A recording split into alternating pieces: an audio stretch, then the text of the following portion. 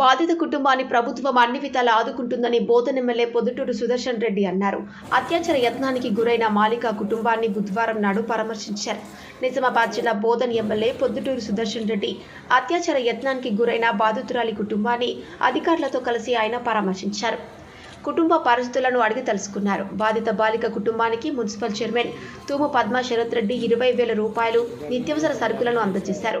అనంతరం ఎమ్మెల్యే విలేకరులతో మాట్లాడుతూ మైనర్ బాలికపై కామాంధుడు రాధాకృష్ణ చేసిన ఘాతుకం చాలా బాధాకరమని అన్నారు.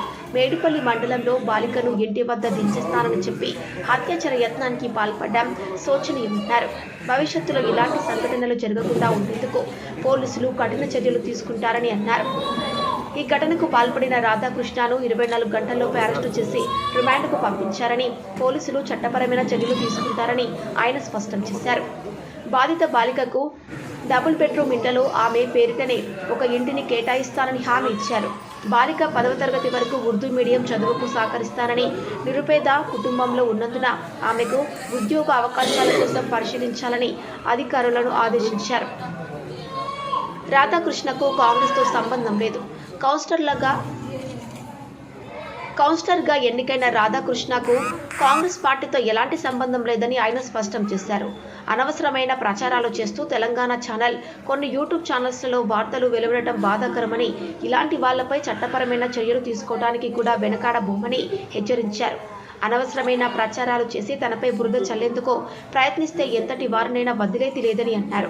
ఆయన వెంట ఉర్దూ అకాడమీ రాష్ట్ర చైర్మన్ తాహిర్ బిన్ హమ్దాన్, తహసీల్దార్ విఠల్, డీసీసీ డెలిగేట్ వి గంగాశంకర్, కాంగ్రెస్ పార్టీ పట్టణ అధ్యక్షుడు పాషా మొహినుద్దీన్, కౌన్సిలర్ తూము పద్మ శరత్ రెడ్డి, మీ నజీర్ అలీ, ఇమ్రాన్, అంకుల్ దామోదర్ రెడ్డి, కాంగ్రెస్ పార్టీ నాయకులు నాగేశ్వరరావు, వాహిద్, ఆదినారాయణ, విష్ణువర్ధన్ రెడ్డి తదితరులు పాల్గొన్నారు.